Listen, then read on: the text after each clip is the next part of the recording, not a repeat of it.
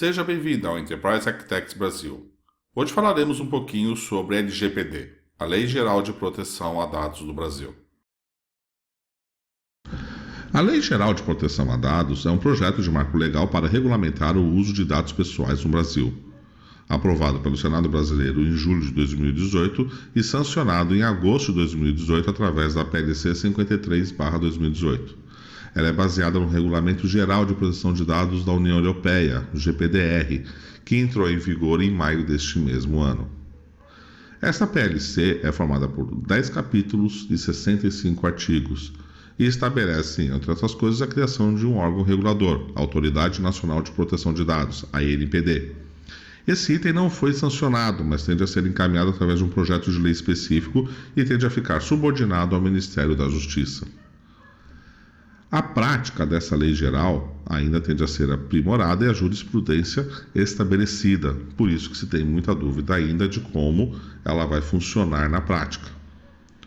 E esta lei entra em vigor após 18 meses após a sua publicação oficial. O que isso quer dizer? Que provavelmente até metade do ano de 2020 todas as empresas deverão estar preparadas para atender essa lei. Assim, nosso objetivo nesse vídeo é o de explicarmos com mais detalhe todo o conteúdo da Lei Geral de Proteção a Dados, passando por todos os 65 artigos. Contudo, através de um agrupamento de temas e tendo apenas os artigos como referência para o entendimento de onde que veio a explicação que está sendo dada.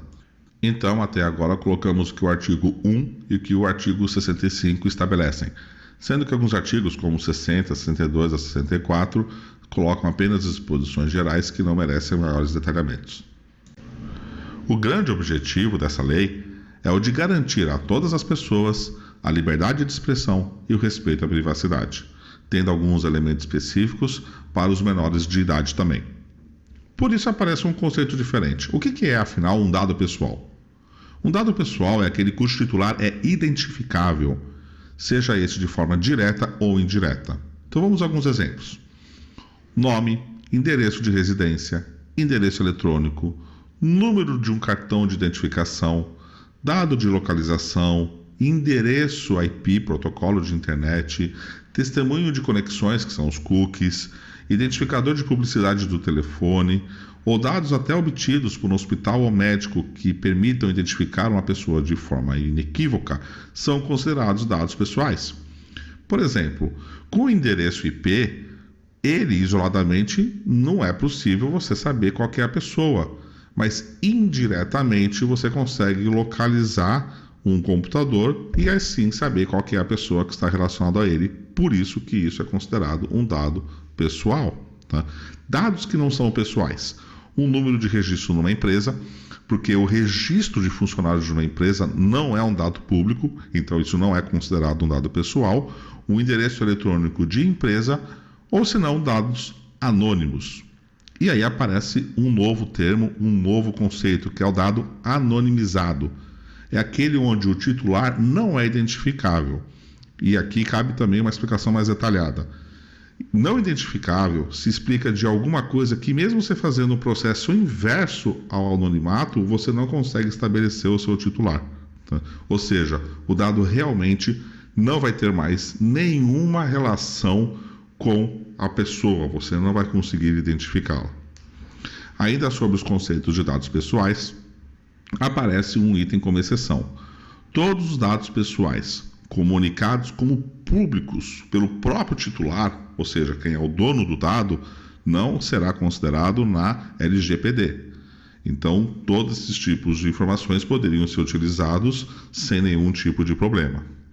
E cabe também, dentro dessas explicações, um outro conceito que aparece, que são os dados sensíveis, dados que podem ter um tratamento especial porque eles podem gerar uma discriminação. Então, dados como raça, religião e outros itens com esse teor devem ter um tratamento mais específico ainda para evitar que haja processos ou estruturas de discriminação por alguma empresa na hora de fazer o tratamento de dados. Nas hipóteses de tratamento, é importante observar a abrangência, ou seja, quaisquer dados pessoais obtidos em qualquer tipo de suporte, seja este papel, de maneira eletrônica, informatizado, seja som, seja imagem ou vários outros tipos, são considerados dados que são aplicados nessa lei.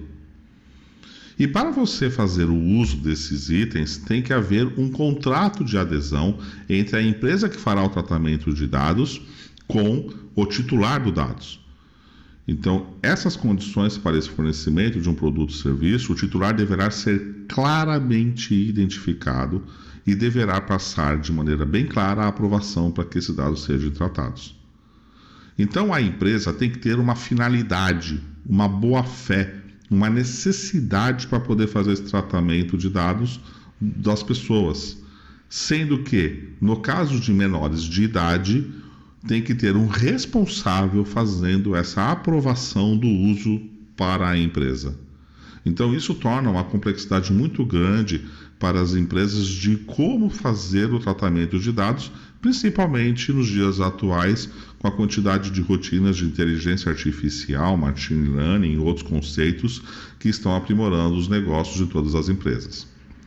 Dentro desse cenário de como que eu faço a contratação, ou seja, de como que eu posso fazer o uso dos dados de pessoas e considerando a finalidade e a abrangência, aparecem efetivamente em que situação eu posso usar o dado, que são as hipóteses, que são elas. Tem que ter o consentimento do titular, nesse caso você pode usar o dado pode ser usado também para cumprimento de obrigação legal, pode ser usado pela administração pública para tratamento de uso de compartilhamento de dados para execução de políticas públicas, apesar de ter um artigo específico tratando sobre esse item. Pode ser usado para realizar estudos por órgão de pesquisas, para proteção a vidas ou integridade física do titular ou terceiro. Podem ser utilizados para tutela da saúde, com procedimento realizado por profissionais, e também possui um artigo específico detalhando quais são as circunstâncias desse uso. Um dado pode ser usado para tratamento para execução de contrato ou procedimentos preliminares relacionados a um contrato, para pleitos em processos judiciais e também para a proteção de crédito. Tanto que o cadastro positivo tende a ter uma regulamentação aí um pouquinho separada para que ele seja viável de ser aplicável. Contudo, se o dado não estiver estabelecido dentro desses itens, dessas hipóteses, ele não poderá ser utilizado de forma identificável pelas empresas nos seus processamentos e na sua criação das suas estratégias de negócios.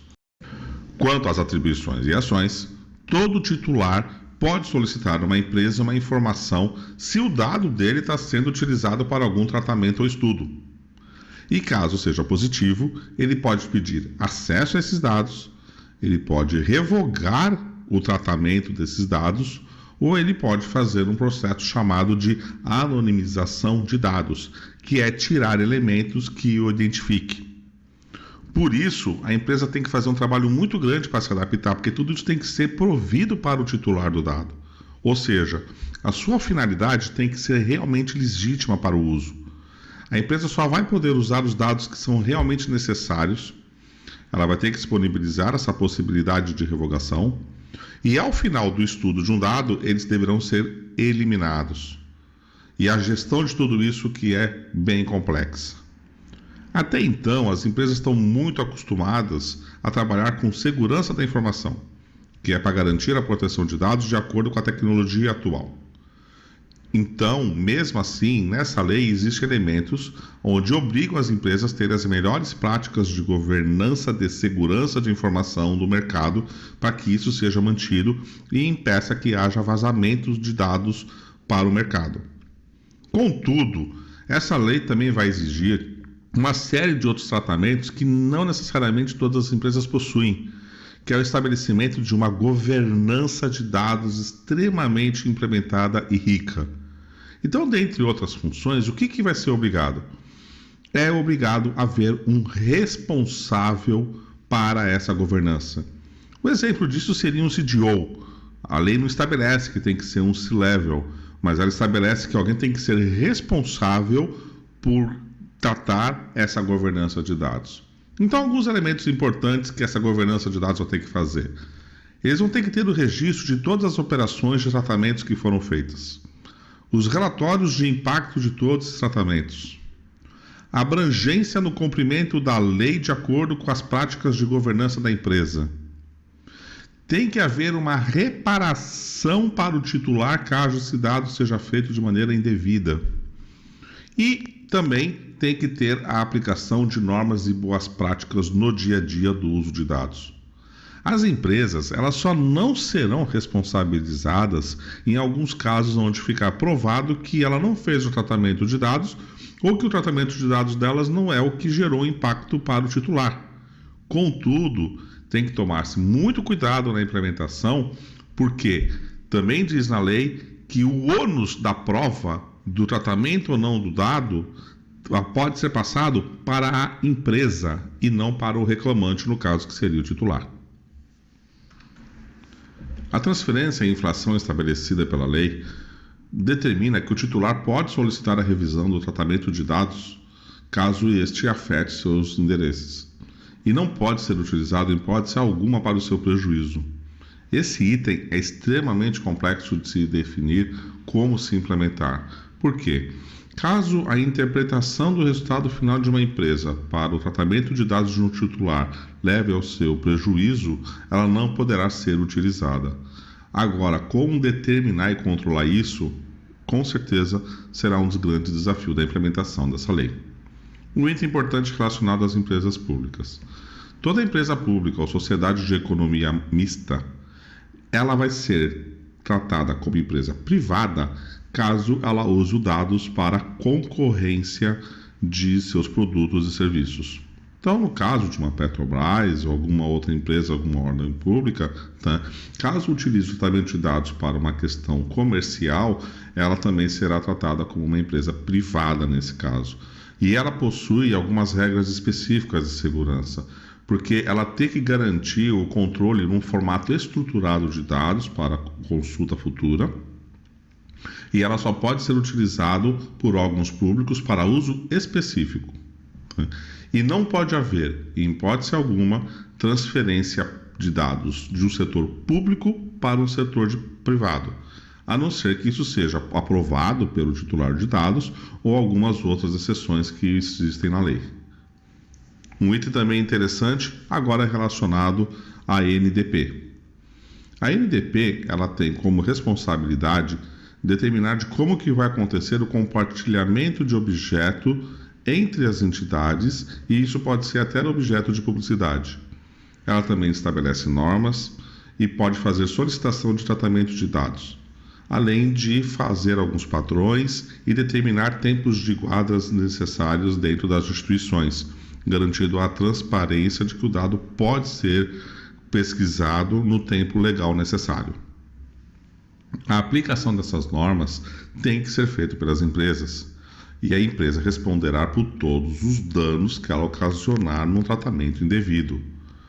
E nesse processo pode ocorrer, num primeiro momento, uma advertência à empresa, pode acontecer uma multa limitada a 2% do seu faturamento anual, que representa 50 milhões de reais, essa é a limitação, e pode haver até uma suspensão de possibilidade de tratamento de dados para a empresa, que, principalmente nos dias atuais, seria a pior coisa que isso poderia acontecer, aonde o dado é o grande diferencial que uma empresa pode ter. Agora, falando um pouquinho sobre transferência internacional, esse sempre é um item polêmico, ele é polêmico inclusive na lei europeia. Tá? Como é que funciona o armazenamento e a transferência de dados para entidades internacionais? Então, o que a lei mais ou menos estabelece? Ela estabelece que as leis valem por serviços consumidos nacionalmente, independentemente do seu armazenamento. Então, se um titular de dado teve algum uso de serviços ou produtos aqui no Brasil, mesmo que esses dados sejam armazenados, por exemplo, numa nuvem externa em outro país, ele vai ter que seguir todas as regras que estão estabelecidas nessa lei. Ou seja, essa lei acaba tendo um efeito internacional porque o ponto principal é onde está sendo utilizado o dado, que no caso é o território nacional. Então isso é uma coisa que fica bem estabelecida. Isso não significa que qualquer pessoa ou qualquer brasileiro, os dados podem ser tratados no mundo inteiro, tem que seguir essa lei. Não. É desde quando você tem algum tratamento em território nacional. E aí o armazenamento, mesmo estando fora, segue também essas leis. Contudo, aí qualquer empresa pode fazer a transferência de seus dados para uma nuvem pública, por exemplo, em outro país, ou alguma outra forma de armazenamento, não necessariamente em termos de nuvem.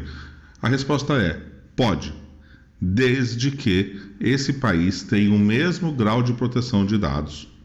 E ele pode ser utilizado também em outras situações de cooperação jurídica, proteção à vida, ou quando houver um consentimento do próprio titular. Então perceba a quantidade de coisas que o titular vai ter o poder para poder verificar se o dado dele pode ser utilizado ou não. E a quantidade de procedimentos do que tem que ser feito na hora de gerir dados, principalmente os relacionados com pesquisas para a questão mercadológica. Agora, por que tudo isso? Por que essa quantidade de regras e de normas para fazer o controle na proteção de dados? Num primeiro momento parece um pouco de exagero, mesmo porque vai ser muito difícil para as empresas se adaptarem adequadamente. Contudo, observe um pouco o mercado que a gente vê atualmente. O aumento da coleta de dados com tecnologias IoT. O avanço no tratamento de dados com Big Data e inteligência artificial. O compartilhamento de dados sem controle, esse eu acho que é um dos grandes problemas. A comercialização de dados que existem entre as empresas é muito grande. Quem aqui não é acionado por empresas ou entidades oferecendo produtos e serviços que você nunca fez contato? Questões de vazamento de dados pessoais. O que a gente fica sabendo é apenas uma pontinha do iceberg quando a gente vê uma notícia ou outra, mas a quantidade de vazamento é muito grande nas empresas. Um outro item importante: vício de consentimento protegendo as empresas. Ou seja, pelo que até determina a lei, esse vício de consentimento não significa aprovação do titular para o uso de dados. Então aquelas telinhas que a gente recebe: olha, as nossas normas de uso foram alteradas. Você concorda? E você apenas dá um ok? Isso não será o suficiente mais. Tem que ter uma explicação mais detalhada de como os dados vão ser utilizados e não simplesmente linhas dentro de regulações gerais. Impactos em negócios que o tratamento indevido de dados gera e até em eleições, que em alguns casos que a gente acaba vendo aí de notícia, perda de privacidade, prejuízo para o cidadão e um item que é um novo termo que acaba aparecendo, que é uma possibilidade de discriminação automatizada. Com todos esses algoritmos, e por isso a preocupação com o tratamento de dados sensíveis, para fazer com que algumas informações não gerem uma discriminação de separação de um consumidor por causa de alguma característica, seja ela pessoal ou seja ela por comportamento. Vamos dar alguns exemplos para a melhor compreensão da importância dessa lei. Quem não lembra do caso do Facebook, que teve vazamentos de dados, onde obrigou o CEO, aí ao governo americano e ao governo europeu, explicar os motivos do seu tratamento de dados? Empresas e bancos no Brasil que admitem que houve vazamento. E também questões de eleições, seja na eleição do presidente dos Estados Unidos, ou se não da permanência da Inglaterra no mercado europeu, onde teve a influência de algum tratamento de dados. Então, gente, isso não é simplesmente sobre segurança de dados, que é o que acontece em termos de vazamento, é principalmente pelo uso que se faz delas, e por isso que isso é importante. Se mesmo assim ainda fica uma dúvida se isso realmente é necessário, vou dar um outro exemplo que pode afetar qualquer indivíduo. Existem empresas que fazem uma coleta de seu DNA e acabam fazendo um estudo, justamente pela evolução de estudos que nós temos atuais, para identificar a probabilidade de doenças que você pode ter em determinadas idades da sua vida. Essa informação é extremamente importante e interessante você saber, até para você poder fazer ações preventivas nesse sentido. Tá? Ou seja, a modernidade de tratamento e pelo conhecimento do genoma humano permite que a gente faça isso. Isso realmente é bacana. Agora imagina se esse dado chega na mão de uma operadora de plano de saúde ou de uma seguradora de plano de saúde. ela pode simplesmente determinar os clientes que ela acha que vão ter melhor qualidade ou pior qualidade de vida. E nesse caso, só focar e manter os seus contratos naqueles que vão ter melhor qualidade. Com isso, você está fazendo uma discriminação. E não tem limite o que pode ser feito com dados nessas circunstâncias ou em outras. Por isso que leis como nesse sentido, apesar de ser o grande trabalho que as empresas vão ter que fazer nos próximos 18 meses, que é de como se adaptar às leis, mas mostra o porquê que é importante de ser implementada ou ser estabelecida numa empresa. E aqui terminamos mais um vídeo. Esperamos que tenha sido possível transmitir o que é essa Lei Geral de Proteção a Dados e que tende a tomar as agendas das empresas de pelo menos os próximos 18 a 24 meses. Muito obrigado.